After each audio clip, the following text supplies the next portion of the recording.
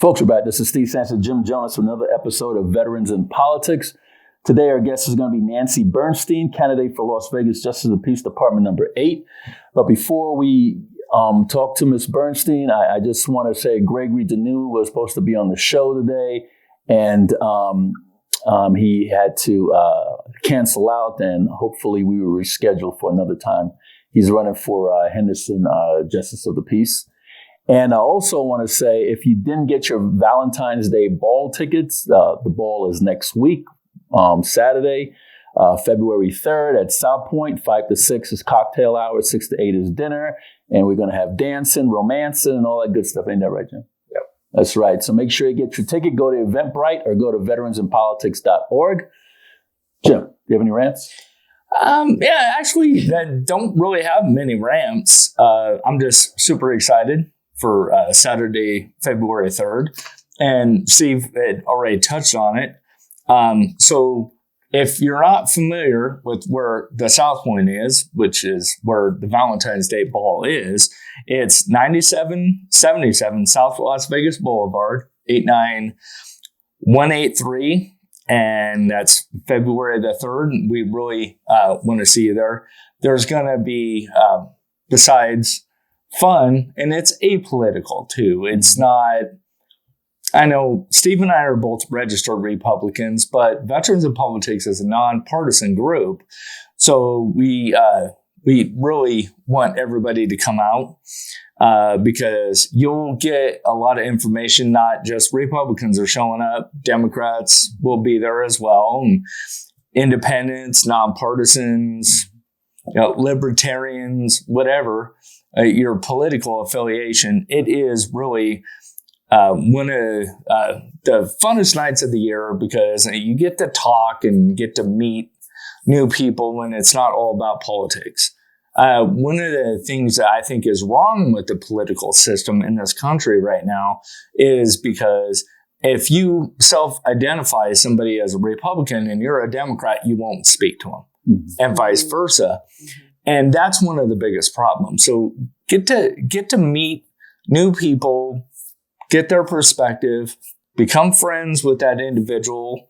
And you know what? Then you can have an adult conversation, and it just really, truly helps bring everybody together. So I really, I encourage everybody to go to this event because it's one of the funnest events of the year. Again, political parties don't matter. It's just a nice time. You can, have a couple drinks, have a few laughs, and get to mingle and get to meet some new people and do some networking. So it's a very good time. So again, that's 9777 South Las Vegas Boulevard, 89183 at the South Point, February 3rd. And we hope everybody attends. And I want to piggyback on that. We do it every other year, so it's our biennial. So this is our 7th Valentine's Day Ball in 14 years. Mm-hmm. We started out at the Plaza Hotel. We were at Mount Charleston, I think 3 times. We went back to the Plaza Hotel. We were at the South Point last year. We were at Boulder Station the year before that. And I think that covered it. Yeah. So 7 different, some venues we went a couple of times, but because we like the venue. Right. But I really liked the Mount Charleston one because it was dinner, dancing, and a room package. Right. Yeah. Right. Yeah. And everybody that came up there, usually they stayed up there. Right. Yeah. But this year we're going to have B. Taylor, who is a veteran ambassador. And he's also a hip hop artist, and he plays around with Snoop Dogg, Ray J, and all those folks. So he's kind of like the A-list category. He's going to be our MC. We have a comedian, my brother, LA stand-up comic. He's going to be doing the entertainment, and we have a DJ, Judge Timothy Williams, who is going to be our guest speaker. And Timothy has been on the bench for, almost 3 decades now. I know Kenny Gwynn appointed him. So there you go. Yeah. So he's going to be our guest speaker. And it's not about the R and the D. It's about having fun. It's about meeting folks that you never would actually meet. So it's going to be a fun time. The dinner is a 5-course meal, so it's not like a rubber chicken, but you're going to have fun. And this is the only fundraiser we actually do. Yep. And we do it once every 2 years. People do fundraisers every single month. We do this once every 2 years. So if you can't come and be a part of the festivities, buy a dinner for a veteran, or buy a dinner for a veteran and their spouse, buy a couple's dinner, or sponsor a table for a veteran. And we'll make sure we announce you that you did that, and it'll be fun. So, and that's that. Yeah. But you know what? I want to say something before we get to Ms. Bernstein. I want to say this. We could put a probe on Mars, but we have problems doing stuff here on planet Earth, which I cannot understand. There is no such thing I can't. There's always I won't, or I don't want to. Yep. Because if you're really inspired to do something, you could accomplish whatever your mind sets out for you to do. Because you could resolve any problem if you really want to, because there's always multiple choices that you could take. If, for example, somebody stole from you, you could punch them in the head, or you could be diplomatic about it and call the cops. I mean, you always have choices, So no matter what you do in life, you always have a choice, and there's always a problem-solving mechanism in place. Either you choose to take it or you choose not to. But communication is key. So if you communicate, that would help a whole lot. So just want to put that out there. I agree. You have anything else? No, I agree 100%. I just came to the realization, I think it was when you kind of squared me away. Which was that? Yeah, just conversation we had. Okay. And Steve's really good at that. That's the Marine in you. Squared me away, and I thank you for that.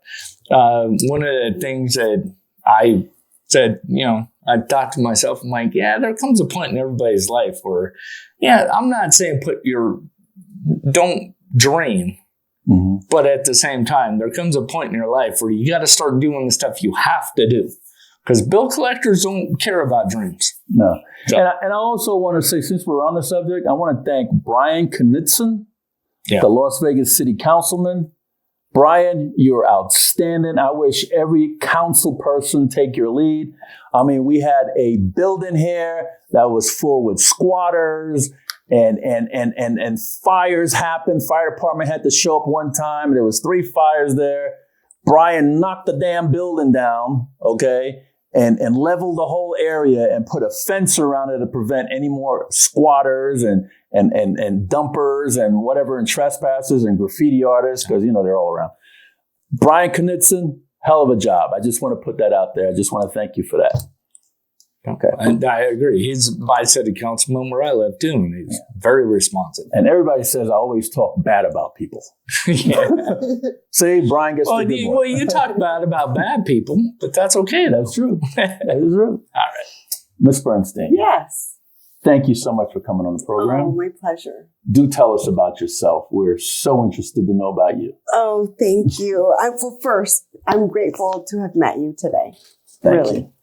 And you spend a lot of time with me already, and I appreciate that. And like you said, he put me straight too. The Marine in him gave me some facts. He'll square you away real quick. He squared me right away.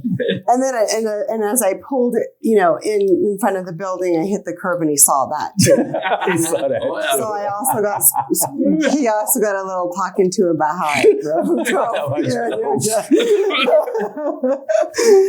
So really, thank you. I'm very grateful. Thank you for the chance. Thank you. I appreciate you. I am from Las Vegas, actually. Born and raised. Born and raised. My parents are immigrants from Cuba. All so right. I'm first generation. Are you communist? No, I'm Republican. So I'm not registered Republican. But this is a nonpartisan. You're running for judge. But this is a nonpartisan seat. Yeah. So, but I did ask her if she was communist, so she had to come back with that. I had to come back, and that's solid. You can I'm going to use that. And knowing Steve, the little bit that I know, he's going to fact check me. He's going to look at my registrar. I'm going to run a background on it. Make sure that I'm a Republican. But no, I'm a Cuban Republican, which is a little different. That means anti-communism. But I was raised in North Las Vegas. Went to St. Christopher's until the 6th grade. So I'm very Catholic in my faith, and but am very inclusive of all religions and faiths. I really truly believe that we can all find our way in different paths. I am doing this mainly because I've always wanted to be a lawyer since I was a little girl. I would read Nancy Drew stories and the mysteries. And her father, who was the lawyer, always had the answers. And I thought, this lawyer knows what he's doing. And then my brother was electrocuted in North Las Vegas. Oh, I'm so sorry. And died. And was he an electrician or? No, he was a little boy. We were all little. And how old was he? He was 5. Oh, I'm sorry to hear that. Yeah.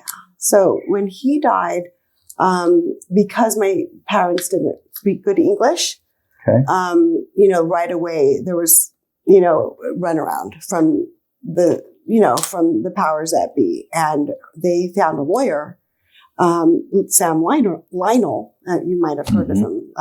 Lionel and Sawyer. And Collins. And Collins added to it now? Yeah, added to it. And so he took the case to trial. And so they found justice. Gotcha. And I would live through that.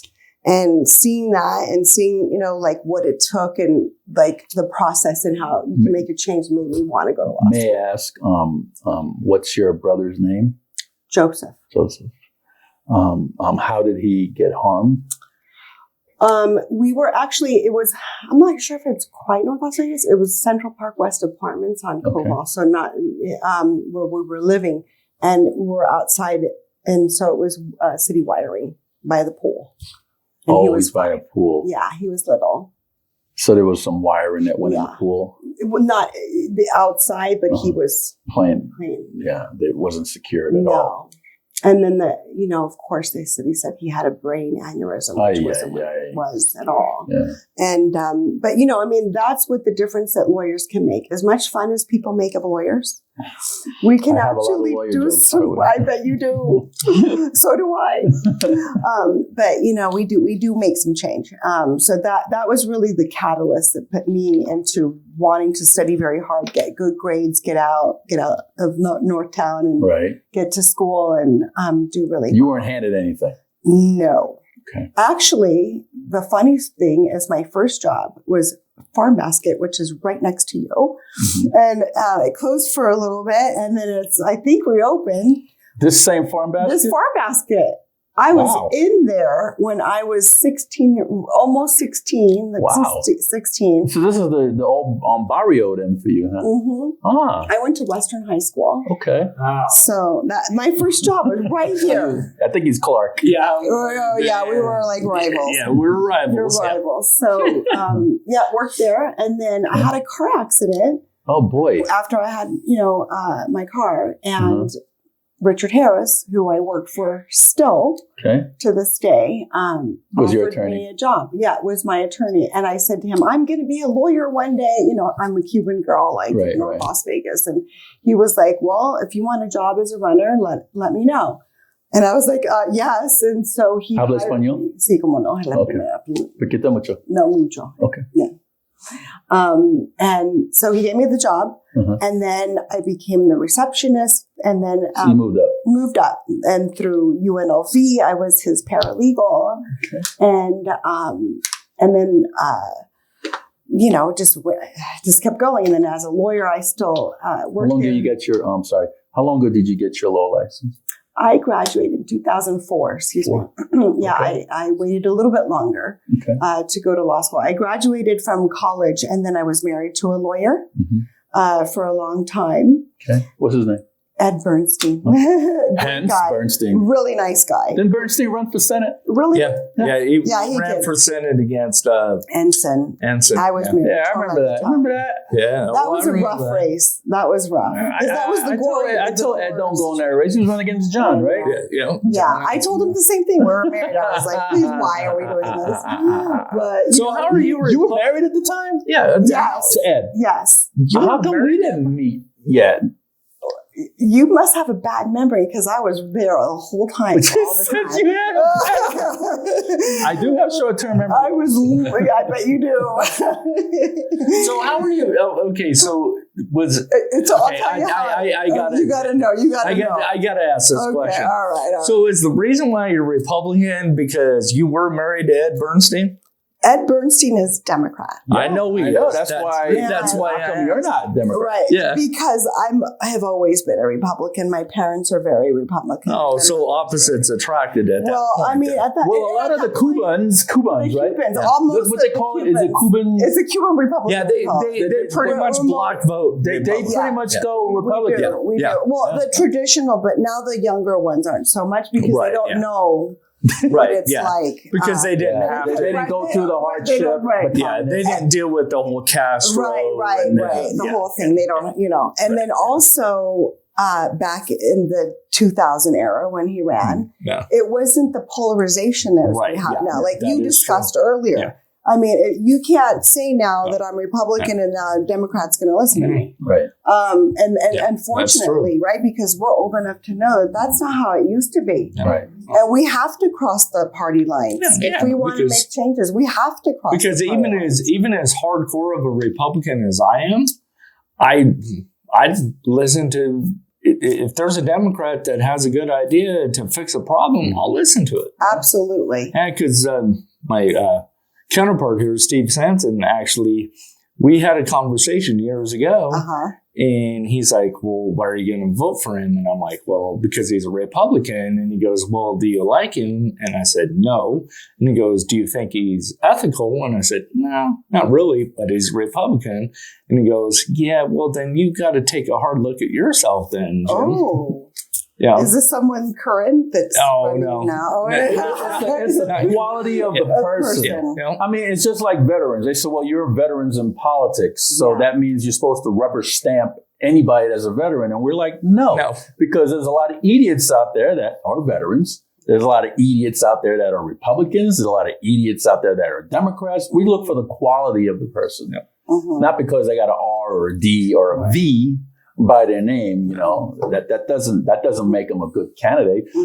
However, there being a veteran is a plus, but it's not a win-all. Right.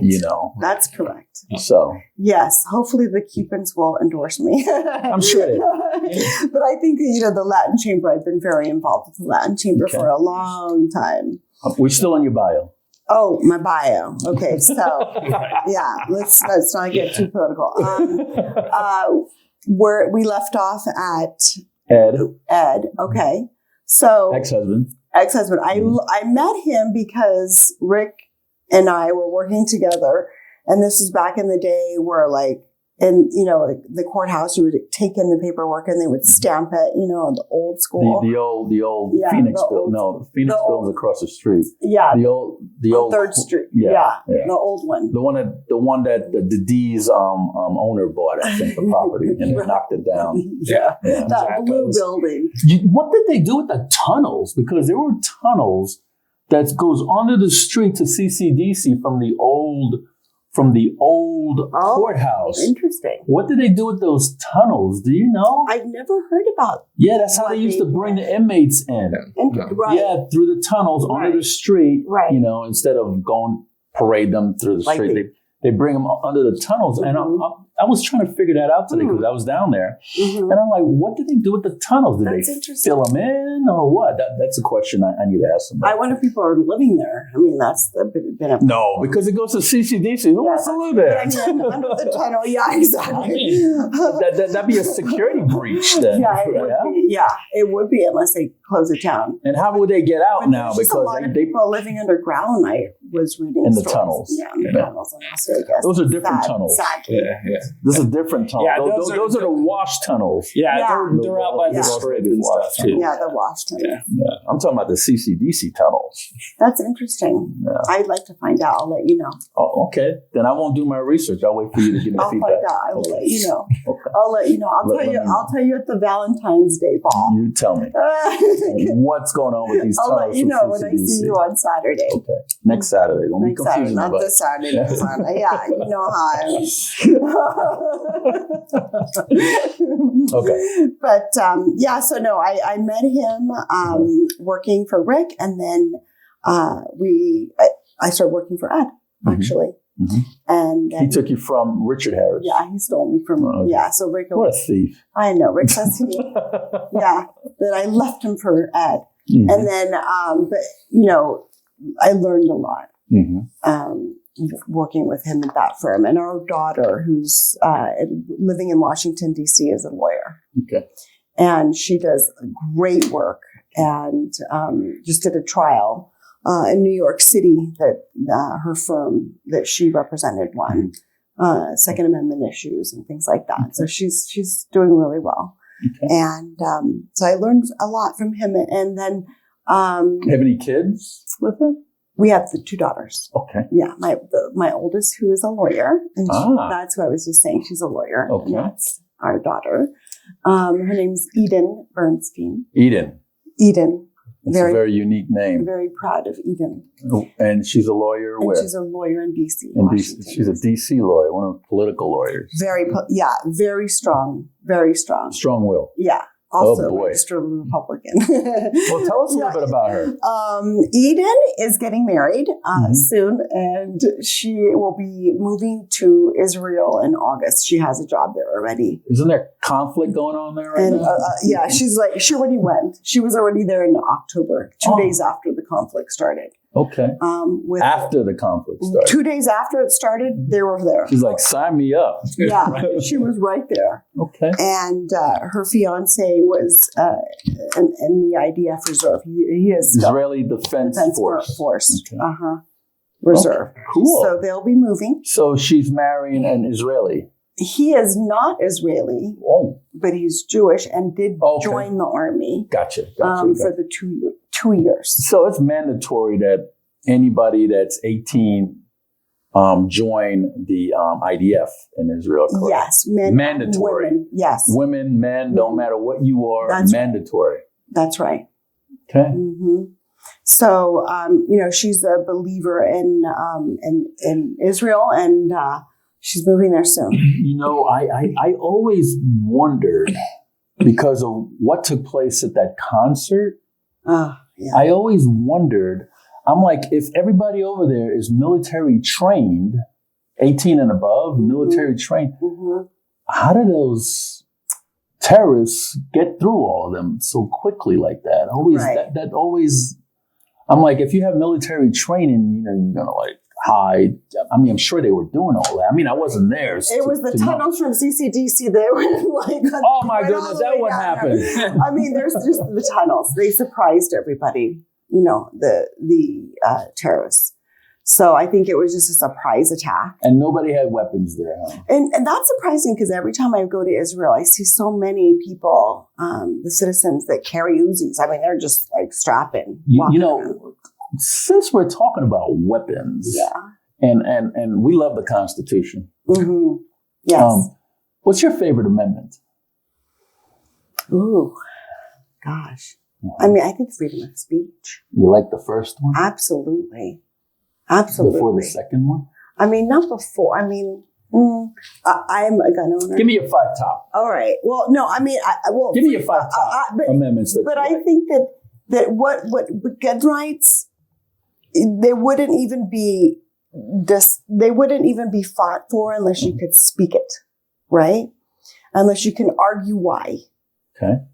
So I think that most of these amendments have to do with the ability of freedom people of speech, to be able to go out. Freedom of press. Exactly. Freedom of religion. Correct. Okay. All of it is speech. The first one. Because being Cuban, I know I've heard from my family all the stories. And they cannot say one word. The government just shut you down. That's it. You're finished. All right, so give me your 5 and tell me why. So we got the first. Oh my gosh, the quizzes. Give me your 5 and tell me why. The freedom of speech. Okay. The second, the right to bear arms. Right, that's right to bear arms. And then the one is the Fourth Amendment with the bail and for criminal defense. Okay. And fifth, which those are very linked together. Okay. The 14th, obviously. Fair judiciary. Yeah. Those are the top 5. I thought you was going to give me number 7. Right to a jury. Well, that is all related. She's like, no, bench trial. I mean, right to a jury, that's very important. Yeah. To have, a jury by your peers. Yeah. The problem is the jury selection system and the process right now is a little different than what it should be. Have you ever been through that process? I've never been on the jury. Have you ever been through the jury selection process? Oh, yes. I actually just had a trial last year. You do criminal and civil? Or I do. You do both? I do criminal defense and civil practice. So last year I participated in a 2-week trial. Was it criminal or civil? It was civil, and it was a medical malpractice case. And so I did the voir dire, which is the jury selection, which I've done voir dire for about 7 trials. What does voir dire mean? It's a French term. I like it. It sounds so sexy. Voir dire. I'll just keep saying voir dire. It takes a skill to be able to sit back and listen to the attorneys ask questions and hear and watch and see how people answer. And then what I do is I write down the follow-up questions for the attorney who I'm working for on how to follow up and get more information and start to break down some biases. It's okay for people to have biases. We all have biases. Right, we all do. Yeah, you're never going to get around you want people to say what they feel. The point is that you want them to feel comfortable enough to be able to say what they feel. And then you get a good jury pool. It's when you don't, and you have people on there who are not given the opportunity to say exactly the truth and how they feel and feel comfortable, that thwarts the system a little bit. And what do you look for when you're selecting a jury? It depends on the case, especially like this case with the medical malpractice. I mean, obviously it's difficult to want anyone on the jury who is in the medical field because they tend to know too much, possibly. She don't want you to know a damn thing. You don't want to know anything. Well, actually, there's plenty of times where a blank slate is actually better. Because of fairness, right? Right. Because when it comes to that, you don't want necessarily someone. That's funny you say that because I've had 3 jury notices to sit, and they excommunicated me each and every single time. Excommunicated, from the Catholic Church. Twice over the phone. Oh, Steve Sampson, that was sent in error. Yeah. We are so sorry. We know too much about you. Me too. I don't get them anymore. They probably already see my name and they're just like, no, not you. You want to be jury foreman. I know that. Right. You probably want a murder case, don't you? Right. Yeah. My first trial actually was in 2005 when I was an intern and clerked at the district attorney's office. So you was also with the DA's I started there, but I was gone very quickly because I wanted to leave. Who, pray tell, was the DA at the time? It was David Roger. David Roger. Yeah, that's your old home. Yeah. The team I was with was super cool. It was Jerry Towle. You might know. Another one of your hangout buddies. And then Gary Kyman. That name doesn't ring. Okay, and he was my team chief, and so that was a 26 count trial on kidnapping, robbery, a lot of it. It was bad. Yeah. And, I realized pretty quickly at that time how the system was very weighted towards the prosecution at that time. I felt. And I didn't see enough fairness. And so I wanted to try both the criminal defense side And I did understand. I actually it's good to have both perspectives. To have both. And I also clerked for Judge Gates, Lee Gates, for years. One of my favorite people. Another one of your buddies. Yeah. I mean, he taught me a lot. Yeah. You know, he taught me a lot. He says he's a human lie detector, kind of is. Mm-hmm. Yeah. Been around. He's been around. Yeah. So, but yeah, no, I've had great experience in the court system. Okay. I've handled over 100,000 cases, actually. So, I know. Ms. Bernstein. But this has to do how with, do you know you handled over 100,000 I'll tell cases? you. I'll tell you how. Okay, first of all, I have to preface this by saying that I'm going to include tickets, which is the high volume. Those are cases? Those are cases because before tickets were decriminalized this year, people were going to jail. That's true. And in Northtown, my brother is an officer in North Las Vegas. You see, we're still working on your bio and here. So he'd be knocking on doors, getting people out at dinner time for a ticket. He's a cop in Northtown? Yes. Your brother? Yes. Oh, wow. Yeah. You hear that, Jim? So, could you say his name? Yeah, it's Jorgito George de Santiago. Jorgito. Say that again. Jorgito. Jorgito. That's his first name. George, like little George. So, because he's little. Jorge means George, right? Yes. Okay, yeah, I remember that. De Santiago. Okay. Yeah, cool dude. So, he says he's got cool names. So back to the. What's your name? I'm Jorgito. Jorgito. Okay. All right. So, I do know that number because between Rick's office, which we started Ticket Busters and the Defenders together. Ticket Busters over there on Rainbow? No, that is a different company. I'm not going to say the name. The blue building is not. The pink building is not ours. Yeah. Is it pink? It's pink. Oh, yeah. So I'm colorblind too. Yeah. Gosh, short-term memory got a loss lot of and problems. colorblind. Yeah. I'm racking up issues like crazy. I know. I wonder who we should sue for you. So anyway, we pulled up all the cases because, yes, tickets are a case, meaning that if I mess up and I don't go to court, or I don't send the client a letter telling them what they need to do, they're in bench warrant, they're going to jail. All right. So this is nobody serious. wants to go to jail. Nobody, and I don't want to see anyone go to jail unnecessarily, for something like that. And so, we still have a very high volume practice. My name is not on those tickets anymore. I now just manage other cases in the office. But so between the tickets, between my workers' compensation cases, because I done a lot of workers' compensation cases, a lot of litigated civil and a lot of pre-litigation civil cases, and then also a high volume of criminal defense. Are we still in the bio? Yes, we are. I don't know. I've lived a long life, so this could go on for a long time. So, you have any other children? I do. I do. I have a 9-year-old son. So don't leave him or her. No, him. Don't leave him out. No, of course not. Of course. No. Okay. Yeah, no, he's number one, and the girls know this. My daughters know this. So 3 total. 3 total. My 2 older daughters, and then I have a son who's. Where's the second daughter? She's here, and she works at Resorts World. She's one of the hiring managers for food and beverage. Good to know, Jim. Good to know. Yeah. She's kicking butt. She actually started at the Cosmopolitan, and then now has moved over to Resorts World. It's a nice property. Yeah, it is. It is, and she works really, really hard. Okay. Yeah, she works really, really hard. When it comes to culinary, all this, the work that you want. Yeah. So are we done with your bio? If you want to be. No, are you done? I want you to be comfortable.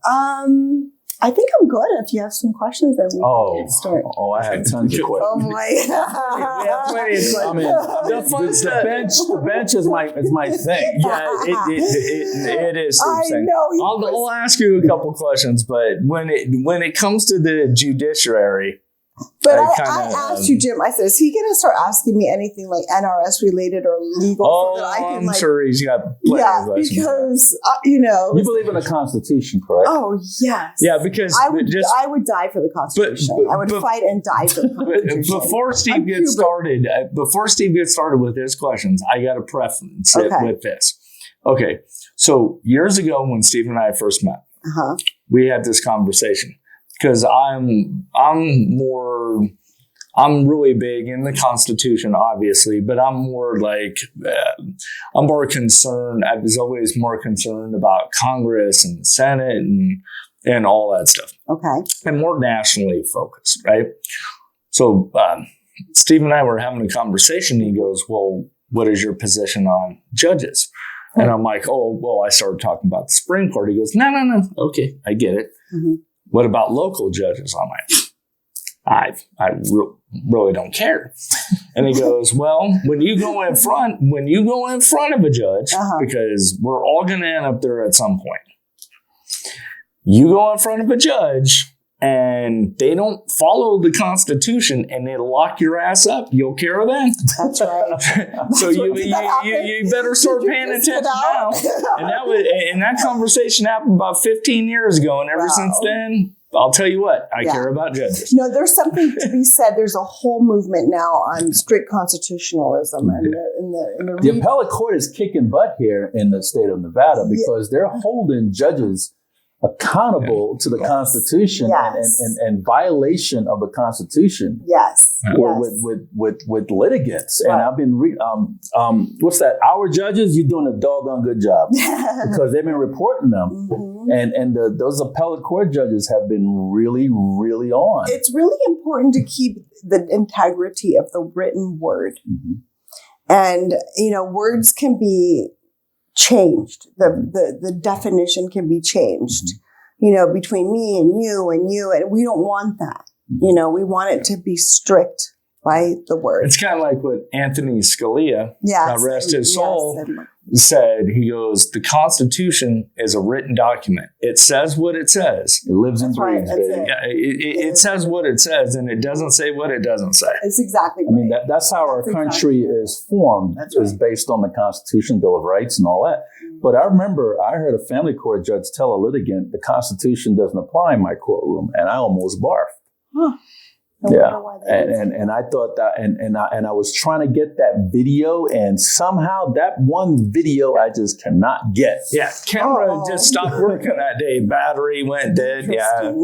So there has been a case that it started out like a normal case until, how did Judge Weiss put it? He Superman over the bench.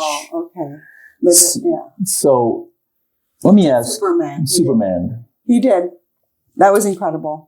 Not knowing anything, Miss Bernstein, because I know you were not in the courtroom because I looked at the video. You weren't there. I wasn't there. You would have chased him down. I wasn't there. Neither one of us did. You would have made the bench. But based on just looking at that video that went around the entire world. Yes. What would your observation be? What do you think went wrong? What do you think went right? Just by viewing that. First, you saw it, correct?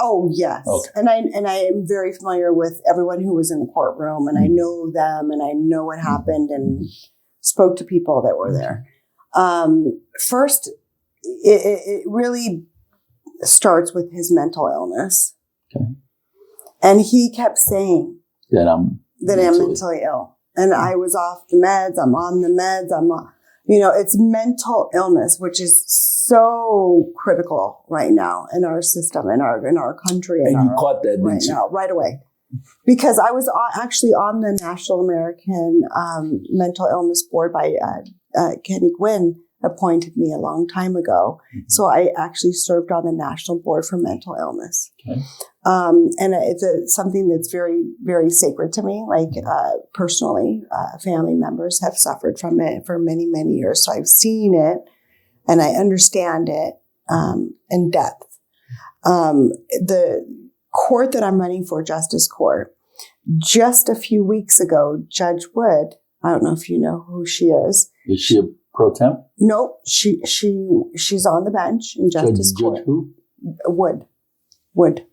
Nadia Wood. Oh, okay. You mean Nadia Kroll? No. No, that's district court. No. Anyway, she's Nadia Wood. When did she was elected? She's beautiful. Yes, a beautiful. She was elected. Yes, she won in the primary.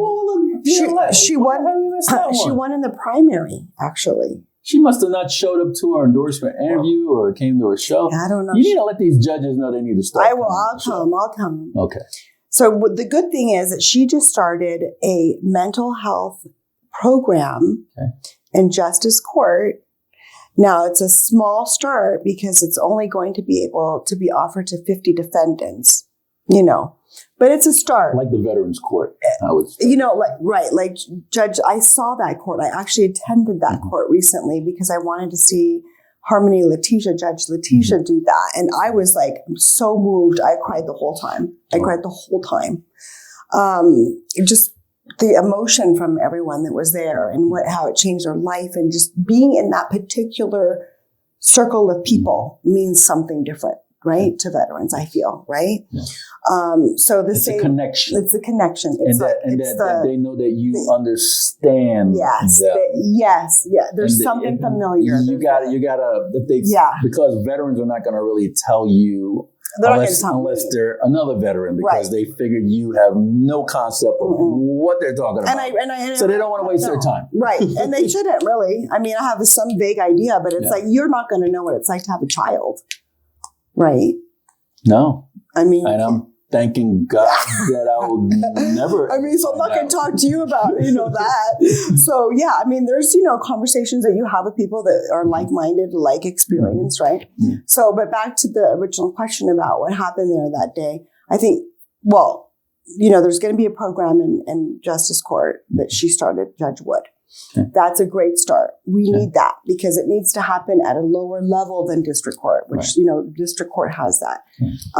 I also was involved with the moderate offenders program that Judge DeCento started many years ago. He appointed me to help be defense counsel at the very inception of that because I really believe in substance abuse and mental illness go hand in hand. Sometimes not, but you need to know there's a lot to it. He drew an opponent. He did. First time. I couldn't believe it. Ever, I think. I couldn't believe it. I was shocked. Yeah, I was shocked. But, that's our system, our freedom. Everyone can run. Man, as long as you qualify. That's right. So, first of all, I think what happened with that defendant was the mental illness. And that was a red flag when he was speaking about that. And whenever I've had clients that I know are going to get remanded, because the judge knew she was going to remand him and give him time, right? There needs to be a little... give him another taste, is what... Right. But she knew that because judges pretty much usually know the case ahead of time. But she gave him probation the year before that. Right. And this time, she wasn't going to do it. Right. And she knew. Probably. Most likely. I haven't asked her directly, but most judges that I do know... He had a criminal record. Correct. Right. And they were violent offenses. Right. Even though there's a lot of mental illness, they're violent, which is a different category. True. When you're looking at violent offenses with a mentally ill person, that person cannot be really out there on the loose in court. Yes. Just recently. So would you have restrained him if? There could be a little different situation setups in these courts. Because he was about ready to get restrained before he took the leap. But, the bailiffs are not right behind them sometimes or not really knowing what the judge is going to do. Maybe they should be in that case, though. They could be maybe in a different area, right. I hope they weren't on their phone or... playing tic-tac-toe or anything like that. You never know. So when you went, could I be your bailiff? Yeah. Well, I can guarantee if Steve was the bailiff, that guy would never have leaped that bench. Never. I would feel so much better if he was my bailiff. I would honestly. You know who asked me to be their bailiff? Who? Richard Scotty. Oh, that's cool. Yeah. Oh, he's good. Oh, that's cool. And I said to him, I said, Richard, would I have to get rid of veterans in politics? And he goes, yeah. I'm like, I can't do it. Yeah, and I was going to go to the post certified. I was going to get post certified and all that. I was ready, but then I'd probably get bored. I'd probably say, Richard, get out of that seat. Let me sit down. let me do this. I think I could do that job. Well, you guys, a couple of weeks before that, and no one knows this really because it wasn't reported, but Judge Eller had a defendant that went the other direction, went outside the doors. And her bailiff, James, who's been there forever, who I know, who's just a great guy, chased him down in the hallway because she was going to remand this defendant. He looked at her, luckily didn't come at her. He went the other way out the doors. Where do you think they're going to go? Well, exactly. Right. But it don't lock that place down. Again, it caused a lot of commotion because James got beat up. James went to the hospital. The bailiff got hurt. Maybe they should all get James. James is the bailiff for Judge Eller. For Judge Eller. Yeah, who chased him down. He got beat up by the defendant? Well, the guy was kicking him. It was bad. He got hurt. Oh, wow. How come that didn't make the news? I mean, I don't all my contacts out there, I didn't get that video, but I got the other one, the Superman League video. I don't, you can talk to Judge Eller about that because I don't know if she's got the video. But so this is the hallway video is what I need. Oh, right. Well, I mean, she'll tell you about it, like the date and everything like that. Oh, I should call her up. You have to. I'm going to go riding with her on Friday, horseback riding. So if you want, I can tell her to call you. Yeah, to connect please. you guys. Tell her to call me. Yeah. Because I would like to get my hands on that video. Yeah. No, I mean, it was terrible. She was like horrified. So now she's got some crazy, it looks like a frying pan, like some big old, cast iron thing. She's just going to, when comes at her. Did that? Yeah, she's just ready.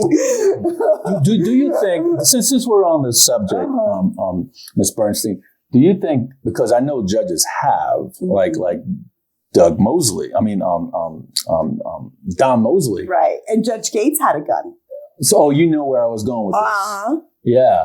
Do you think judges should strap onto the robe there? If they are well trained and they're able to use it correctly. Okay. In this day and age. Let me ask you another question. Since I'm talking about under the robe, and I know that Judge Bauckham was criticized of how she dressed. Oh, was it Judge Bauckham? No, strike that. Judge Melody Tobiason was criticizing what she wore under her robe. Is it anybody's business what you have under your robe? I mean... And what color would your robe be anyway? Is it anybody's business what you have under the robe?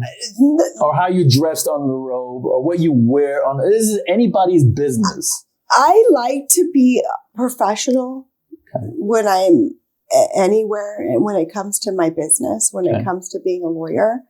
More in the fact that you don't, you're going to take off the robe and go to lunch. You're going to take off the robe. You're not going to be in your robe going into court. True. And, always want to be able to present yourself as such that you're, credible. Mm-hmm. And, that's just the way I was raised. Gotcha. I mean, listen, my kids wear sweats. My daughter wears pajamas. The one who's a lawyer to the airport. I was so mad at her. Mine wears pajamas to school. Who? Mine wears pajamas to school. Yeah, I'm like, you cannot wear pajamas. And I don't even want to argue with her. No, I didn't want to argue with her. She's at that age. You got to give her a few years. Yeah, but it's a little different. If they're going to wear pajamas under the robe, she's probably, if she's a lawyer, if she's a judge one day, no one's going to argue with her. Right. Yeah. But for my opinion, I would, I would like to be more professional. What color would your robe be? Because I know you got a few colors to pick. I love the traditional black. Oh, you love the traditional black? Mm-hmm. Okay, because I know they got all kinds of velvety colors now. Now it's I think there's reddish, blue and stuff. Yeah, okay. But I love the traditional black. Yeah. Okay. Please. But I like to imagine this. Thank you for the question. Because at least we're manifesting. I'm manifesting. Absolutely. They get them all tailor-made. You do know that, right? No. Oh, yeah. It's tailored. Wow. It is tailored. I like that. Do you remember, you've been here a while. You mean in Vegas? Yes. You've been here 54 years. You've been here and you don't look no day over 26. You don't either. Bam! Don't be, okay, you're buttering up the guy who's asking a question. All right. A job Okay. I got a job as a bailiff already. Okay, just help me out. Help a girl out. Help a sister out. Yeah, help a sister out. Come on. Do you remember Elizabeth Halverson? Oh. Gosh. Are you really going to throw me back to that? Yes. Well, we got to ask. You've been here your whole life. That's on you. I sure do remember because yeah. What do you think about that whole ordeal when she brought in her own personal security, bypassed?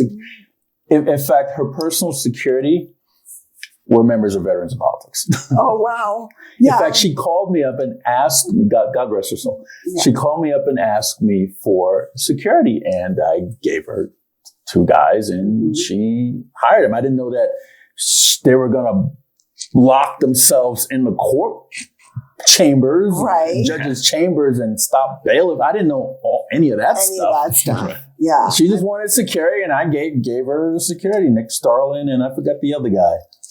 I just remember, I don't remember that specific incident, but I was working for Judge Gates at the time when she first came on board, and I know that. So you're already in the courthouse. I was in the courthouse, working for Judge Gates. How many judges have you worked for? Just one, just Judge Gates. Okay. Yeah, that was enough. He made me work really hard. And as you were saying? Oh, thank you. As you were. That's so nice. Absolutely. And it's a military term. Yes, and I think that's I like it. You like it? I'll start using it. Okay. If I can, without being in the military. She really did cause commotion, which in a way is okay. Like with Judge Glass, she did. Yes, with just everybody. With just like, she just questioned everything. And some people have a problem with that. Right. I don't think there's a problem with someone who comes in and is just asking questions. It's just like, what's going on? What, shaking things up a little bit, but there's a line, right? Obviously. Sure. So if she crossed that line, I don't know. I don't know, other than I know that she did bring a lot to light. That's how things get changed, right? And not quite sure of what happened there with the veterans in the chamber. You're familiar with the judicial canons, correct? Yes. Okay. So there's several. Now, you didn't ask me my favorite ones. What is your favorite? Gosh. Is it courtesy and respect? What's your favorite one? Just the fair and impartial. Okay. Don't show impropriety. Correct. And that's going to lead me to another question. For not showing impropriety, is there going to be a list of folks you're going to have on your recusal? Because I've seen some judges, and I've pulled recusal lists, and they have nobody on there.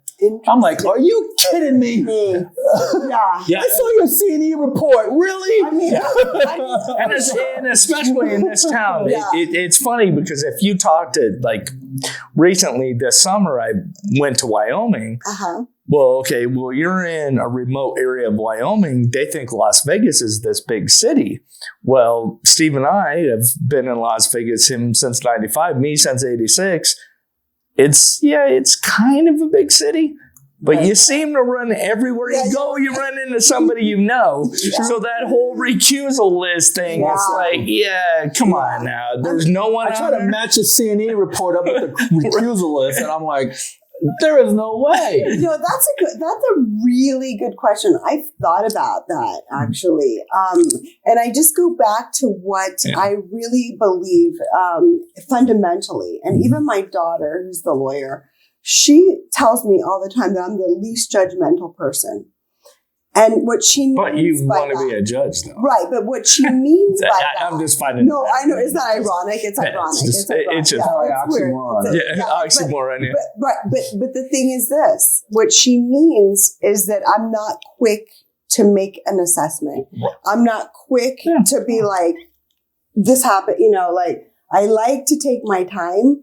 I like to take my time and get the facts. Absorb all the facts. Right. Do your research and if get you the don't stories. know. Yeah, I get the stories. Because a lot of times, especially, these kids, they'll tell you something, and I'm not jumping to any quick, I'm not going to jump through hoops for people. Yeah. You know what? I'm not going to jump real fast. I just got to sit. I got to pay attention. Right. I want to see. I want to learn. I need to pay, sometimes you got to make decisions like this. Right. Yeah. And especially in criminal court, there's a lot happening. It's a big calendar. Yeah. But, there's a lot of discretion, and I was going to ask you about judicial discretion. So, would you legislate from the bench? No, I mean, and use judicial discretion as an excuse to legislate from the bench. That's a good question, but that this is how I read it. I don't care what you tell me. This is how I read it. I mean, discretion is huge for judges, right? And I think in this realm. I've thought about this. For this job, the discretion would be more relating to bail amounts, right. which, which I have opinions on that if you want to get into. Which sure, would let's get into the bail. Into ORs, right? Would be into bench warrants because I also like what we were talking about. A lot of judges. I see this because of time constraints or whatever. They want to get done with their calendar fast. There's a lot of cases. Right. Yeah. They're just bench warning, not knowing why the person didn't show up, what's going on. So you're going to read everything is what you're saying? Well, I'd like to spend a little more time before I put someone in bench warrant because that can ruin someone's life going into jail. I know it. They could lose their house. They could lose their family. They could lose a job. Everything. They could lose everything. All of it. So let me ask you this, and I'm glad you brought this up, Steve. Now, I know you're running for judge. You pretty much just got full. But here's the thing that kind of, speaking about legislating from the bench, and I have not ran into many judges that do except for family court. Let's just leave family court out of the way because that's a whole different animal. Yeah, I was going to say that whole thing is a mess. That thing is a mess. Steve, more than anybody, is really working to try to clean that up. But can't wait for my book to come out. But one of the things that I find, I don't think it. And I just think that legislative branch went overboard on this one. It's statutory laws. So there's so much stuff now that, like, if you go into a courtroom, like you as a judge, like according to the statute, you have to sentence this person to this amount of time. And this amount of bail. It's like the legislative branch is overreaching into the judicial branch and almost doing their job for them. So you as a judge, you're almost like handcuffed now. And I just feel like that's becoming more and more of the norm. How do you feel about that? And I know you guys in the courthouse, you guys have a legislative liaison that works with the legislature. What would you do if elected to kind of push back on the legislature a little much and say, hey, there's a reason why I'm a judge. I'm a co-equal branch of government. And like, maybe we could stop with all this, statutory stuff where, according to NRS code, blah, blah, blah, this guy was found guilty and I have to sentence him to 6 months. Where if you were given more leeway, maybe it'd be 4, or maybe it'd be way more than 6 months. Well, you're absolutely right. And I feel like that is a big issue with federal sentencing. Yeah. Right? Because there's no room for any discussion of leniency for any reason, right? Yeah. And especially with drug crimes and things like that, like nonviolent offenses, it's a lot of time. Yeah. In federal. And like you said, in justice court, where I'm running, it's 6 months is the max, which I like because I would feel very uncomfortable being in that position as a district court judge or federal court judge. Yeah. Having to be in that kind of a situation.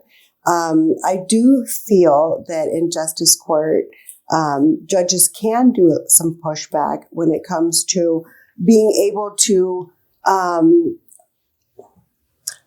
in the preliminary hearing stage, find whether or not there's enough evidence on the original counts, right? So a lot of times the DA's office will, do a lot of charges, okay, just to like cover everything. Right. Yeah. And there's a lot of like charges that would be attempts, which are probationable and are like category Bs and Cs. You know, Cs are always, really probationable. Right.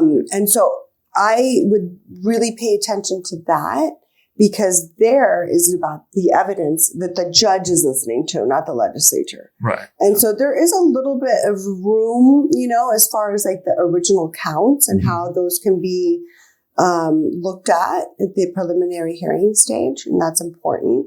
And I do think that back to the Constitution, right? And to our system of justice and of government, which I love so much. Right. Because, being first generation American, it just means everything that you have that balance. And there's always a pendulum swinging, right? Right. Back and forth. So sometimes it's a little more on the judicial. Sometimes it's a little more on the legislature. And if it becomes a little more on the legislature, then it's time for the judicial to step up. The same with the administrative branch, all of it. Like we all have to sort of manage each other. And, some movement is good. Just like we started out by saying, if you're a Dem, if you're a Republican, whatever it is, just get to the middle, talk to each other, and right now it's like that because it's so polarized. Like, the legislature is just so one way right now. It's just very skewed in one direction. Right. Yeah. And so, there'll be some pushback. I'm glad you brought that up, because what would you look for when you're remanding somebody to district court? And could you explain the powers of a justice of the peace? Because a lot of people don't know the powers of a justice of the peace. And a lot of people don't know that you would have to remand somebody to district court because of X, Y, and Z. So what would you look for to remand them? And what are the powers of a justice of the peace? Okay, so remanding, I don't know if that's, you're saying like if there's a preliminary hearing and what counts are going to be bound up. Yes. What counts are going to be bound up. Because it might not be remanded. They could be out on bail. Yes. But still remanded up to, because we have to always remember the presumption is innocence. Yeah. That is the presumption. And that's hard for some people. It's a lot. It's very hard. It's very hard.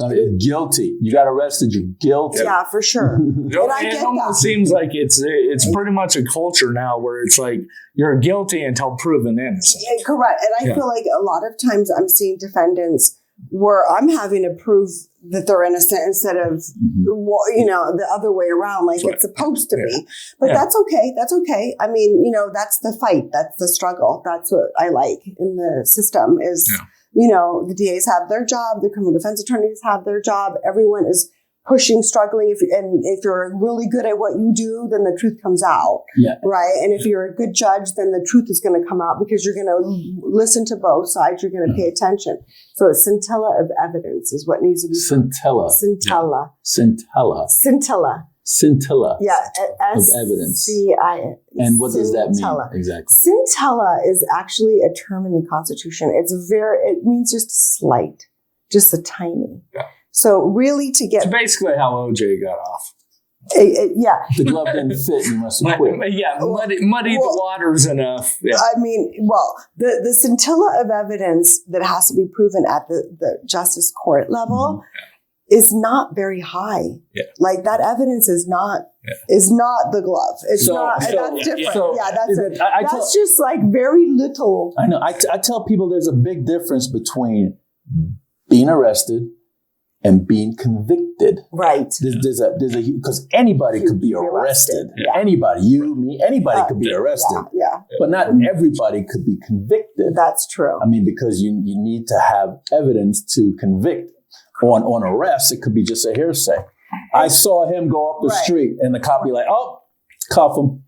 Right. And I mean, I know too from family that, it's a very hard job to do well, the police. Mm-hmm. And I mean, I cannot even imagine what they go through. I can't even. Have you done ride-alongs? I have, actually. That was intense. Okay. That was really intense. It was scary. I was horrible. Like I was scared for my life, even with the bulletproof vest and being in a police officer car. But, it's scary. You don't know what's out there on the street at any time. Mm-hmm. So, I mean, it could just listen, everyone's human. Mm-hmm. Everyone's human. So the police are just doing their best, at the time. But like you said, that's what the real fight is in court is, yes, someone can get arrested for whatever reason. They could be sassy. They could be just talking bad to the cop, like, hey. And the cop be like, hey, I'm a lawyer. You can't arrest me. Then you're going to get arrested, right? Right? And you didn't really do anything wrong. Believe me, I know that one. So it's like, it's just like, hey, just like everyone just could be, if everyone could just be more civilized, but the world is not that way right now. It is very contentious. It's very angry. Everyone's angry. There's so many fights. There's so much violence. There's so much. I just I can't because believe you got a what's going Democrat in on. the White House. Oh, I didn't say we that. didn't say that. So please don't get Miss Bernstein in trouble. She has a race to run. It's nonpartisan. I said it. I didn't. She needs everybody's vote, includes the IAP and the libs and all, even the communists. She needs everybody's vote. I don't know about the comment, but the libs are cool. Loving the libs, as long as they're liberal on all sides. So explain the position. Explain the position of a justice of the peace, so people could have a good idea, concept, of what your job entails. Okay, the civil job of justice of the peace deals with evictions, which is something actually that really should be addressed and changed a bit. How so? Because the timing of when people have to be evicted is very short. So you leave that up to the legislatures too. Yes, exactly. And then hopefully that would be given a little bit of grace. But I understand, the landowners and what they're, they got to pay their mortgage. Have to pay their mortgage. So that is also a balance, right? Mm-hmm. But I feel that our homeless issue is so big right now in Las Vegas, and it's just growing and growing and getting worse. Have you visited the tunnels? No, but I go down. I visit my brother's gravesite a lot at Palm on Las Vegas Boulevard, and that's just like right where everybody is hanging. And I just see and plus I go to North Las Vegas a lot, which is from downtown. Mm-hmm. So I just keep seeing the growing, the tents everywhere, and somehow that factors into what's going on with the evictions and the mental illness and the substance abuse. It's all a big circle. It's all a big, ugly circle. You want to know what a homeless? I'm going to say he's homeless because he looked like he is homeless. He was in front of the RJC today, and he said something that I found intriguing. But and I found it so intriguing. I posted it on Facebook, and he said, "I went to jail for controlled substance. Why should I go to jail if I'm controlling myself on it?"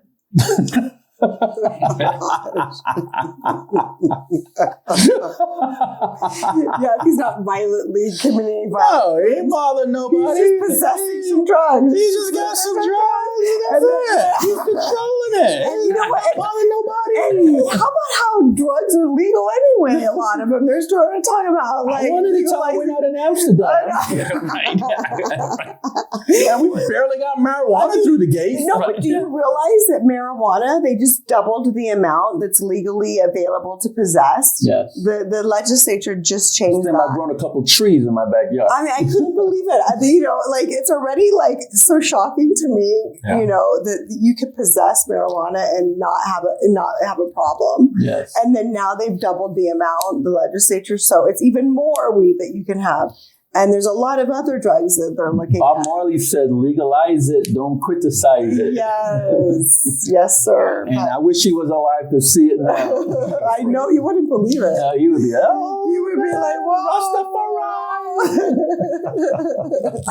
I mean, listen, but those aren't the drugs that really are the issues with the violent crimes, right? It's really not. But, you see it sometimes, but I get it. I get why it's got to be legalized, right? Because It can be a form of medicine. Yes, and it has been used. It has been for PTSD. Medicine. It really does. And so does now they're talking about mushrooms and things like that, and all of that. That's not anything that I'm an expert on, so I can't speak to that. But so do you think, Ms. Bernstein? Do you think judges should have immunity? To what? Judicial immunity. And meaning, if they commit crimes, they should be immune, or what? No, when they're doing, when they have a case and they make a mistake. So they can't be sued. Yeah, so they can't be sued. Sometimes a mistake might even be deliberate, but who knows? Do you think judges should have immunity? Well, I think it kind of plays into what we're seeing with Trump right now, right? Explain. Okay, well. Because he hasn't been convicted. Mm-hmm.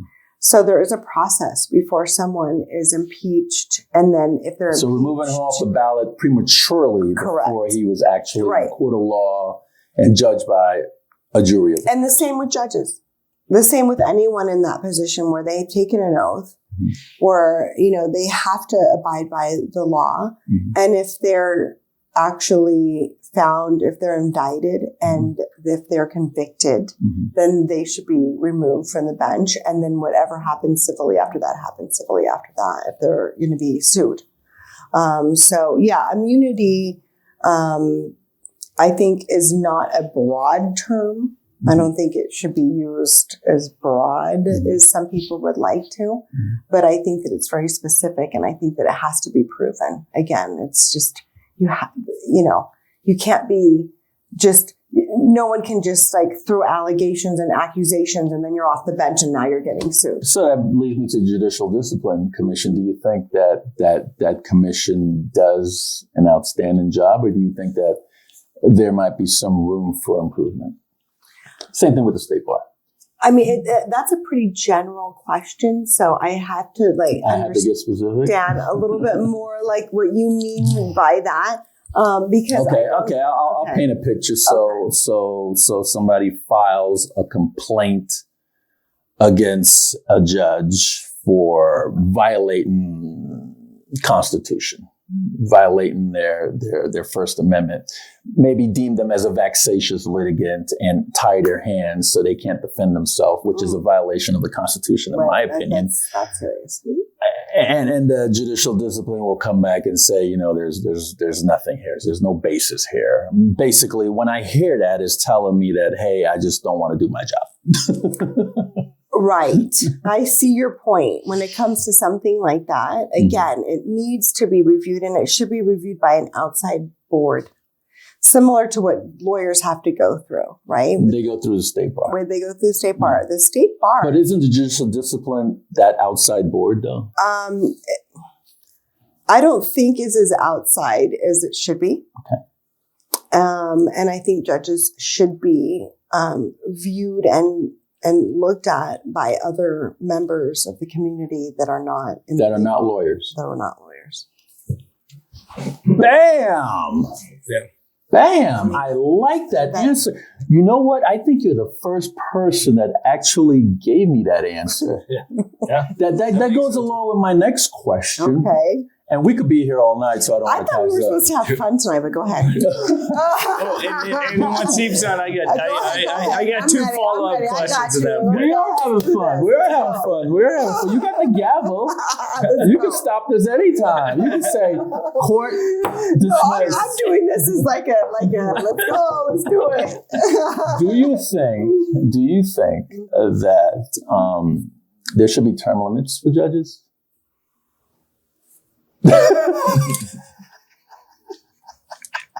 That's a really good question. No. And that's because, tell me why. Because there is a checks and balance of the voters.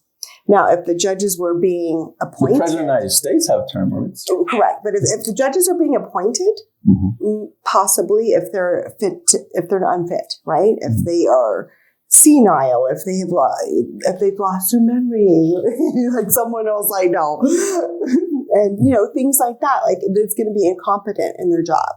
Okay, I could see where that would come into play.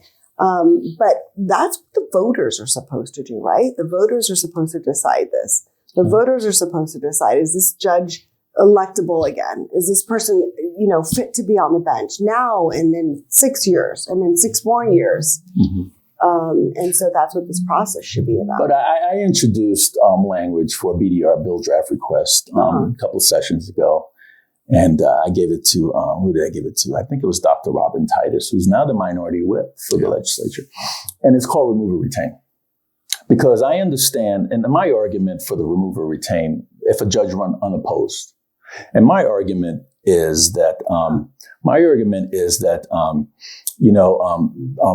lawyers are scared to run against judges because, they got cases in this courtroom, that courtroom, and judges are friends with each other. And they might think that, I'm going to lose my case. This is how I feed my family. I put food on the table, win cases, blah, blah, blah, blah. So lawyers are scared to run against judges. And the incumbent has all the resources to get funded and blah, blah, blah. And usually a lot of them run unopposed. So when they run unopposed, how do you get rid of a bad judge? That's a good, really great point. How do you get rid of a bad judge, Ms. Bernstein? Well, then you can run. So the lawyers don't like running against the incumbent. I know. Look at our Supreme Court, for example. Yeah. 3 unopposed seats, one of which was appointed, and you think the appointed seat would... the 3 Supreme Court judges... brilliant. I would vote for them. But I'm saying, in general, 3 unopposed, and nobody has the finances, the gusto, or they might just think that they're just doing a fine job and they don't want to run against them. Who knows? And also those 3 are women, I think. But the fact remains is that the public, the voters, didn't have a chance for their voice to be heard. True. So if you have remove or retain, and if remove gets more votes, then the seat's vacated, the next, which will be January after November this year. And for example, and the Judicial Selection Committee open it up for applicants and they pick one and they sit for that term until the next election cycle. Right. And that was the bill. And I think that's fair, actually. I decided to run for this seat because Judge Zimmerman is retiring. I wouldn't have I've known her forever. Yes. Yeah, me too. Really nice. Yeah. We'll miss her a lot on the bench. I'm proving your point. I didn't want to run against an incumbent, right? There you go. Because for being one of the reasons, you're going to have the state bar barking at you. And unfortunately, a lot of times people take this personally. A lot of times. I mean, really? I it's know. Just an endorsement. I know. I'm going to wear bulletproof vests after we do it. I feel bad for Steve. I'm glad he's the one that has to make the phone call. I'm like, I didn't sit on the panel. I'm like, I just vote and go, Stevie, you get to make that phone call. So have fun with that one. I know. And I have a friend who's running and she's, has an opponent. And she was like, why does this person hate me? And I was like, it has nothing to do with that. Yeah. Has nothing to do with that. It is other factors, lots of other factors. I mean, so... I am glad that you are actually running. Thank you. You've been practicing law for how long now? Since 2004. Yeah. You could run for district court. I don't want to. You could run. It's too much time. I'd have to give people. You have enough time. You have enough time to run for appellate. Hell, you have enough time to run for Supreme. Yeah. Why did you pick justice? It's my jam. It's relaxed. I get Fridays off. No, actually, I hear that from people sometimes. I get to do my nails on my lunchtime. I hear. No, I mean, I get that. I mean, the schedule is good because I work so much in private practice. I work, especially at the firm at Rick's office. We're just always working, and so. even if I don't get Fridays off and I leave at 5, it's still a great schedule. 5. It's a Friday. That's noon, baby. But I'm not used to that at our firm. At our firm, it's 24/7. Well, I just came out of the office and I might have to. I'm going in. I might have to go. I've also pulled judges' calendars, and I found out that some of them just hardly work. But they'll go into the community and be like, oh my God, I work 80 hours a week and I take the work home. I hardly have time. And then I pull their calendar and they got Fridays off. They were gone on Thursdays, and then Tuesdays wasn't really a day for them either. And I was like, really? You're right. Because really what I see is that like we talked about earlier, like I said before, there's that rush in the morning to get out, and the judges aren't taking the time to really pay attention. Some of my favorite judges are the ones I know who really take the time, who will spend all day, who will listen to both sides, who will work on Friday. I mean, hopefully if I get in, I would like to initiate some more programs, and that takes a Friday if it needs to, or extra time, or later in the afternoon. So I understand where you're coming from with this, because I do believe that being a judge is being a public servant, and you're getting paid by people like all of us that want justice, and justice takes time. It does. It takes time. My favorite is counsel. I got a soccer game to go to, so we might need to hurry this up. I've heard that in the courtroom too, and I'm like, really? They actually say that from the bench? Really said that? Yeah, I'd be like, no, that child can handle it himself. He plays baseball, and I have heard things that I didn't believe I'm hearing, and plus I get videos from different people. I believe I get videos from attorneys. I get videos from other judges. I get videos from JAs, law clerks, marshals. Shit, one time I got a video from a janitor. I'm like, how did you get that? Yeah, that's terrible that there's so much going on like that. But that's good, because people are involved in the judicial system, right? And they want somebody out there to expose it. No, but it's terrible that they have to film the judges saying things like that. Like, well, all the courtrooms are already filmed, right? That's why we're getting rid of all the court reporters. That's true. Yeah. So all they gotta do is get the what they call it, the disc, the card. I guess I'm sorry, I wasn't clear. I meant that the judges shouldn't be saying that to be filmed. Like, the filming is fine. Like, Karen's all day long. The filming is fine. It's just what you're exposing. They shouldn't say stuff like that. Yeah. Right. Like, they're like, no, you're paid really well to sit there all day. And if you're going to be there all day, you're going to be there all day. If you're going to be there on Friday, you got to be there on Friday to make it work. Because the criminal justice system is overloaded.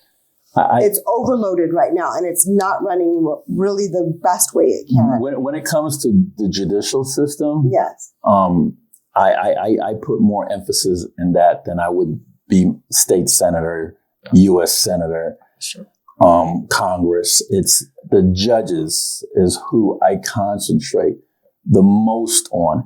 It doesn't even matter if you're muni or supreme. Right. I treat it all the same, because a judge affects people's lives immediately. Yes.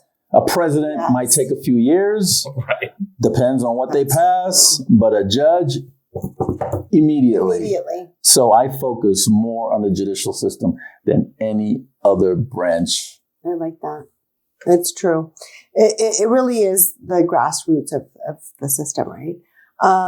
But you asked me what this office would be involved in. So I started with evictions, but it's also going to be small claims, which I've done some small claims, trials. I've done small claims. Yeah. Oh, yeah. And so, that's a trial. Like you can have a jury. And then, then it's of course the criminal, all the criminal charges, misdemeanors up, on up to felonies. But the Justice Court, what people don't understand is Justice Court we don't try the felony Nobody goes cases. to prison in justice court.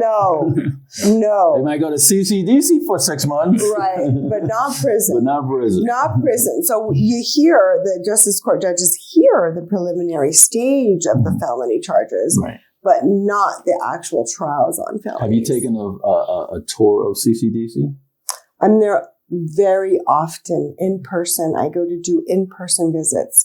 I actually have been appointed by the county as a court-appointed county attorney to represent defendants. Before, But I like to be in person with people. Before Jim asks you some more questions, because I don't want to, because I could go all night with you. Really? I don't. But shoot, it just escaped me. Jeez. You want Jim to ask me some questions? No, Jim is going to ask you. But before, there was one more question I really wanted to ask you about the judiciary. Oh my God, I forgot. Well, you'll think about it in a minute. Go ahead, Jim. Go ahead. It'll It'll pop up. All right. So I previously had asked you about the relationship between judges and the legislature. And Yes. I think the legislature is getting too overhanded with these NRS statutes, which I think are kind of handcuffing judges. But now I want to go the other direction. Like you had talked about maybe in justice court, it doesn't apply as much, but because you're an attorney and you have a lot of experience, one of the things I find interesting is with the police department. And I'm not bashing the police. Right. Okay. I'm pro Metro. I think for the most part, they do a pretty decent job. Mm-hmm. But you were talking about charges. And sometimes I think it's just kind of ridiculous how many charges they throw at somebody. Like sometimes, when they arrest somebody, they dream up every charge they can possibly think of. And then when they come in front of a judge, it's like there's like 15, and like the judge is like, okay, right, toss most of them out except for the most egregious. Do you think there's a way that maybe the judicial branch can kind of work with Metro in a liaison way of like, hey guys, because I know police officers go through, I think it's called MPO training. I believe that's an acronym of what you can actually charge somebody with and not. Well, what happens in the system, and this is when I was at the DA's office and I saw this firsthand, and one of the reasons why I felt like it was unfair to people, because it's the DA's division that takes the police report and actually makes the counts on a complaint. Okay. And they will throw as many counts as possible and attempts and everything else into just like whatever sticks will stick. Right, yeah. But the problem with that is that each count has a bail amount. Right? Yeah. And each count is just like so overwhelming for some people when really it's 2, it should be. Right. Or that's really, there's enough evidence, right? But I understand the job of the DA is like, hey, their job is to just overcharge, overcount, everything else. And if the defense attorney is doing their job, they're gonna knock those down. If the judge is doing their job, they're gonna knock those down. Okay. If those people aren't doing their job, then the DA is doing their job by really punishing and charging as much as possible, right? Because that's the system. Right. I mean, that's the fight. So those all those excessive counts, in my opinion. So that's basically. So that's at the DA's discretion of whether, like, okay. Well, yes. I mean, when people get out of jail, they're going to get the release order with the original charge of what the officer wrote. Okay, like DUI, right, with drugs or whatever. But then it can build up after the DA. There's a separate unit that will look at all the police reports and all the stuff, and then change it to like. It could be with substantial bodily harm because then later on, someone had, a cut on their finger, or they could be, really hurt. But either way, they're going to be charged with that offense, right? So, it really is dependent on the unit. It's there's a DA. There's a whole unit in the DA's office that they charge specifically all the different counts in the complaint. Okay. Mm-hmm. Okay. But so I understand what you mean. Yeah. So I only have one more question, and then I actually, for once, will make this my last question, but it's kind of a two-part question. Okay. So you had brought up earlier that you originally started in the DA's office, but you didn't. I didn't stay for very long. Yeah, and you didn't care for it. So, I mean, this is more to deal with. Obviously, you're very qualified to be a judge. I mean, I've already gotten that before. So, qualification-wise, you pass that with me. But perception is reality. Okay. Yes. And now I don't think at the JP level, we really got to worry much about legislating from the bench. This is a discussion I had with somebody years ago. Right? JPs can't legislate from the bench, basically. They really can't. They really can't. Yeah, so that's, I'm not going there. But just judicial temperament, because I see you being more than a JP in the future. So I'm going to kind of delve into a future conversation.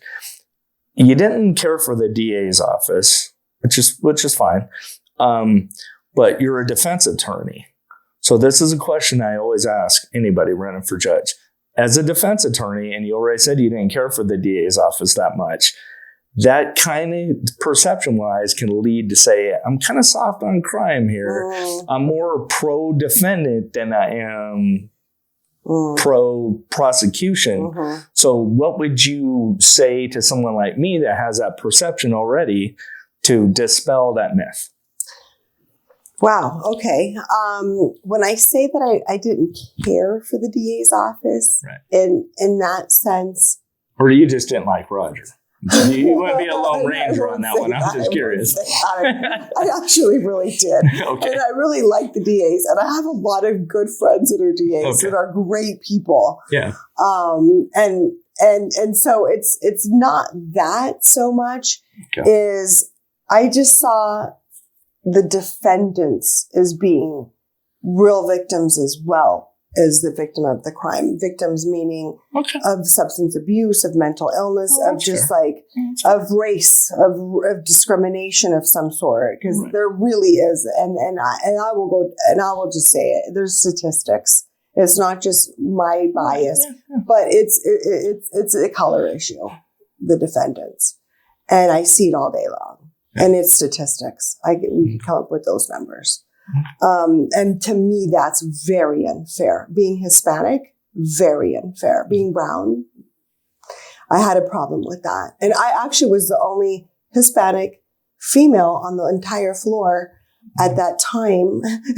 And I kept saying, where's all the women? Where's all the ethnicity? Like, where's the diversity here? Right. And that's mainly why I felt like, I don't feel like this is the right fit because of my background. Okay. So basically, if I came to your courtroom, you would be more apt to convict me because I'm white. No. That's basically what I got from that first of all, to be honest. That's interesting that you think that. That's interesting that you heard that. Well, I'm always going to play devil's advocate. No, I wouldn't say, I don't really feel that way, but I wouldn't. The perception is going to be like, that what's way. This white guy doing here? What an odd. White people don't do anything wrong. They don't do no. I'm always going to play devil's advocate. There's the white guy, and there's 25 not white guys. Right. Yeah. So I totally hear you on that though. I mean, you're right. You're right. Because we can take this diversity so far. Right. Right. And I see this, I was just talking to someone today about it, where it just, how much do we need to hear about the diversity? Right. I get that. But I'm going to talk about it until I start seeing a little more balance or a little less of brown and black that are in the box. I'm going to divulge a fact to you. Voluntarily, I took a tour of Las Vegas City Jail. And Stuart Mojave? Yeah. Okay. And I can tell you, I was the only white guy in there. Yeah. I thought, I'm like, Yeah. and being white, trust me, I know white people commit a lot of crimes too. Like the one that knocked her camera. Yeah, exactly. So I'm just sitting there and I'm talking with the CEO, and he's the one giving me the tour. Really super nice guy. And I'm like, you mean to tell me out of this whole building, because, you know, they have separate buildings and, you know, they separate everybody according to crimes and low victim and all that stuff. And I'm like, seems kind of interesting. There's not one white person in here either, you know. So I understand what you're saying, but I'm always going to play the devil's advocate. And that's good. And I love that. Yeah. I mean, I have to hear that. And I do that myself back and forth in my head. Yeah. Like, you know, is this fair? But I'm a math person too. So I love algorithms. I love statistics. I love data. I love data. Give me the numbers so that I'm not just saying what I think, but I actually, there's some statistics. There's an old adage, numbers don't lie, but people do. We all have, I mean, numbers don't, right? I mean, give me numbers all day long. And, you know, that also comes into play where, you know, there's a whole problem in this country with for-profit prisons. Oh, yeah, don't get me started. We'll be here all night with that. And that is statistics. Yeah. And there are quotas that the governors have to sign to guarantee a certain amount of a number, which is a number, correct, to go to prison. And we are the only civilized country in this world that has for-profit prisons. Yeah. And that right there, to me, is numbers. You have more incarcerated prisoners, right? And you know what? It just. I said this too when Trump and Pence was running for the first time, and Pence was at a rally, and I said to him, there are about at the time there was a survey.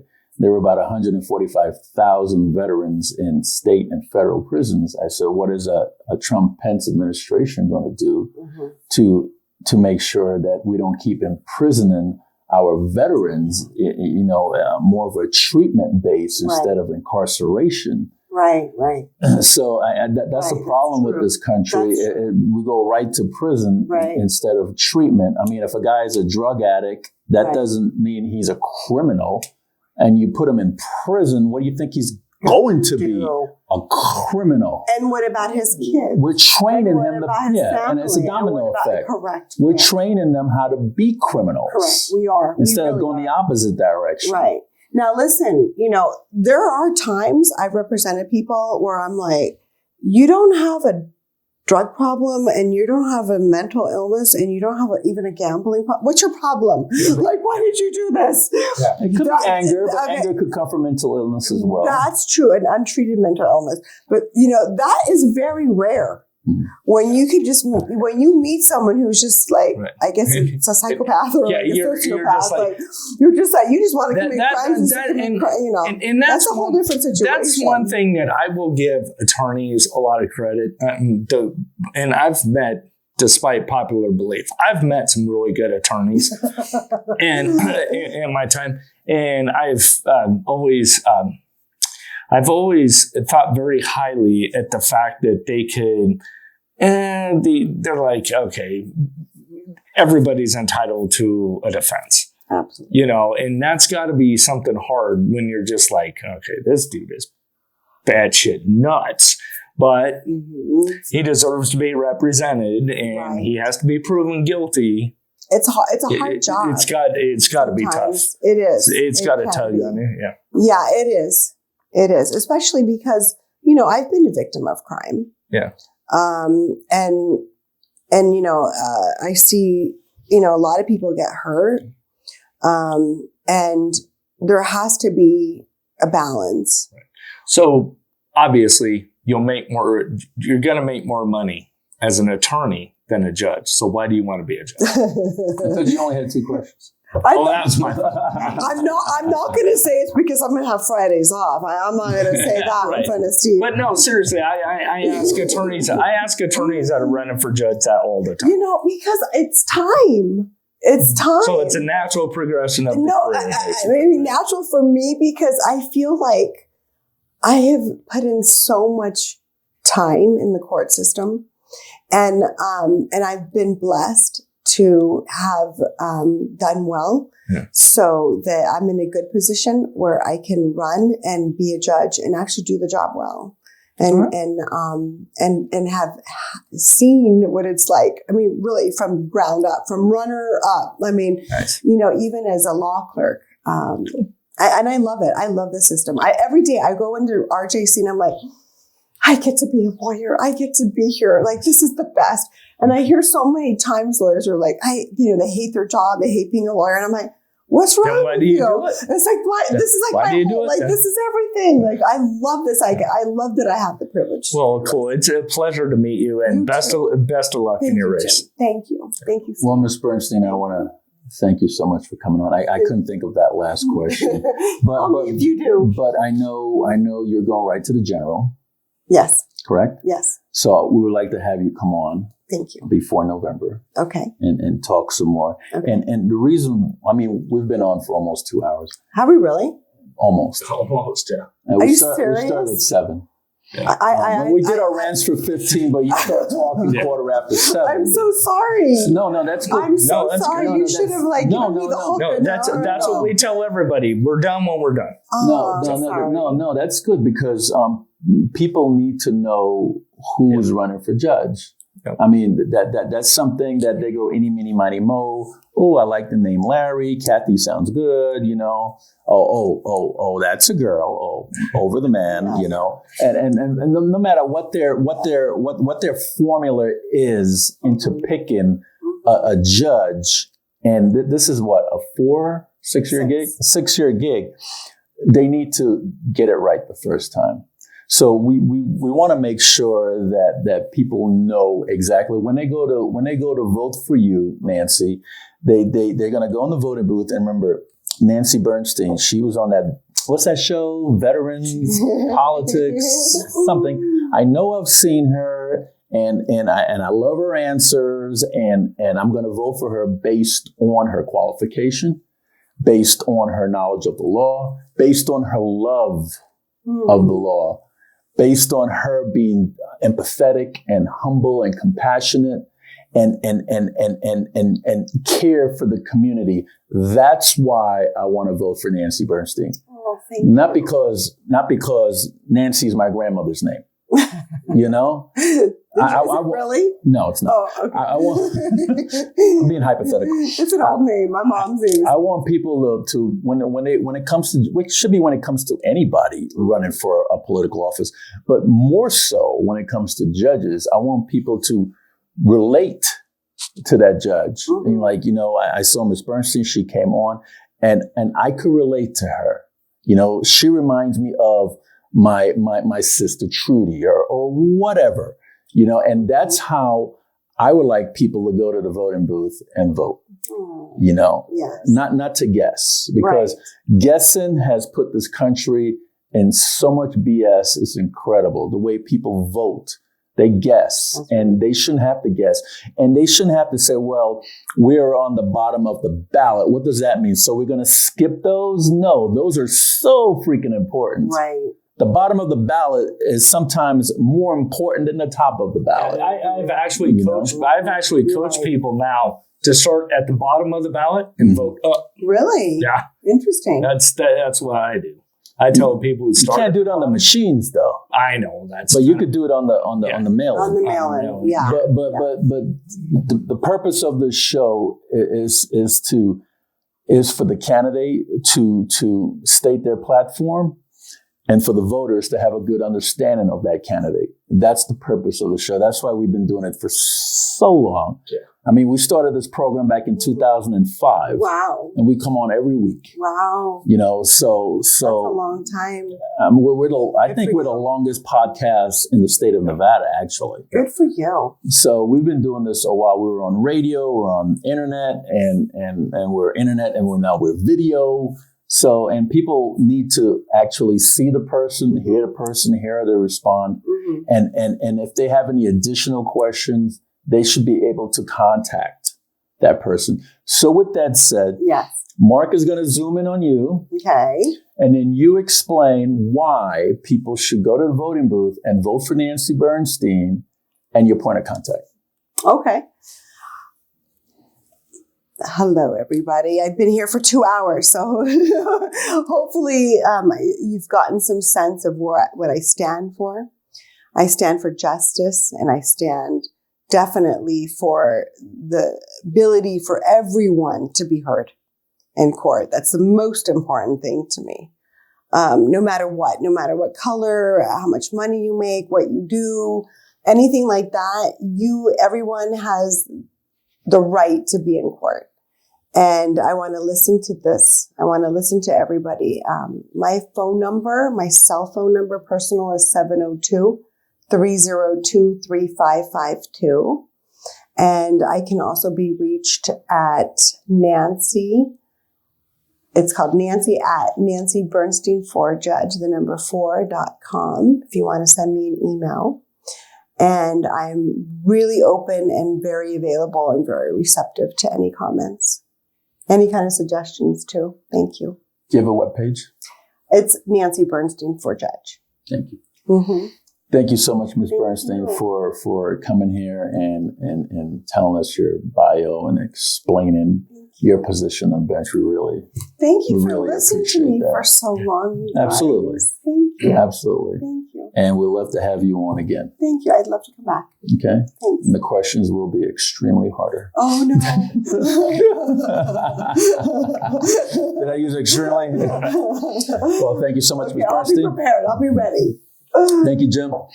Folks, that's Nancy Bernstein, and she is a judicial candidate running for Las Vegas Justice of the Peace, Department number 8. And we hope that this show was informative and you get a good perspective on Ms. Bernstein's background and her position. And hopefully you'll cast your vote come November. She will not be on your primary ballot, just to let you know, because there's only 2 candidates in this race. So she'll go right to the general in November, and hopefully you guys will do the right thing and cast your ballot for Nancy Bernstein. This is Steve Sampson, Jim Jonas for Veterans in Politics. Until next time.